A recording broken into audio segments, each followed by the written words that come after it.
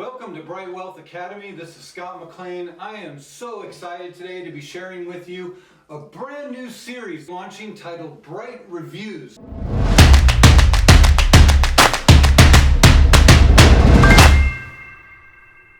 We're going to be reviewing different financial related books every 2 weeks.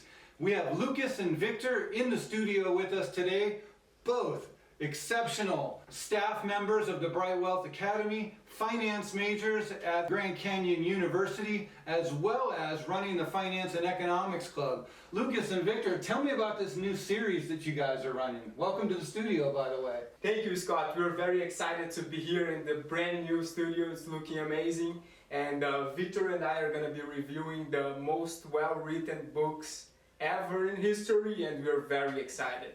Thank you again, Scott. Lucas, this is fascinating. I'm so excited about this.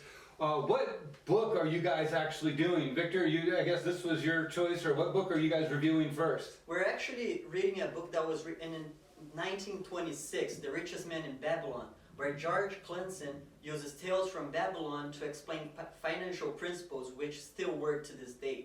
This is one of my favorite books of all time, in fact. I'm so excited to hear your review.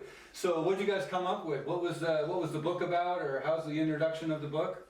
So the book compels the finance principles in the stories, and it explains very well, and it was written right prior to the Great Depression, which makes me wonder who read it dealt with finance during those times. Fantastic. Yeah, definitely you'd be wondering about that. So this is fascinating. Guys, why don't we go ahead and break down this book review? So Scott, before we even start, I want to run down with you that we're going to go first in our general impressions from the book, then we're going to jump into the principles, and finally talk about some favorite quotes we have in there.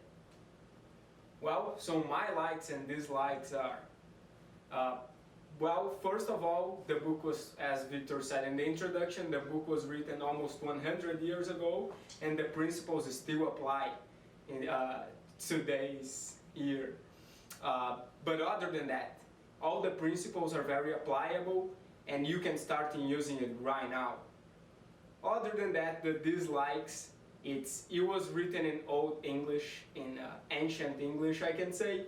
So that was really tough to read. It took me like 10 minutes in each page. So yeah, I can say that was not great. But other than that, yeah, go for it, and the book is really valuable. So my positive sides is that I really like how it's structured, with giving the principles first and the laws of gold, then hitting us with the stories, and that makes us look for those principles inside of the stories. Now the part that I didn't like is that part that it felt like I was reading out of a clay tab with a candle, because I had to look it up everything. It was kind of hard to understand, but again, like he said, it's written about 100 years ago, so we can surely find a modern version. So the first cue for a lean purse is start tight purse to fattening, and let me explain what that means. Okay. So that means pay yourself first, and while you're reading through the book, he makes it very clear that you should save at least 10% of your income every month.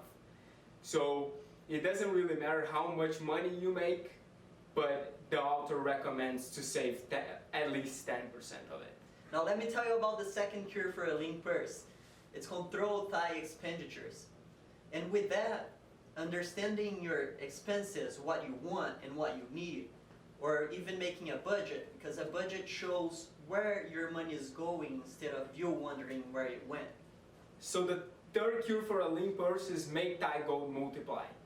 So obviously we are not talking about gold anymore. Now we are talking about money, cash, the good stuff. So what he means by that is make different sources of income, and possibly passive sources of income, like stock dividends, bond interest, and other than that, investors where there is compounding interest. Well, that's a topic for a further video, but invest where there is compounding. So the fourth cure is guard thy treasures from loss. And that can include so many things like insurance, or just planning ahead, and not investing with that shady family member you may have. Okay, so the fifth cure is make thy dwelling a profitable investment. And what he means by that is make your home profitable. So try to don't rent a property if you have the opportunity. Buy your own house. Real estate is a very hot topic nowadays. So go for it, study, and by the way, watch some of our classes on real estate investment if that's interesting for you. Now with the sixth cure, it's ensuring a future income.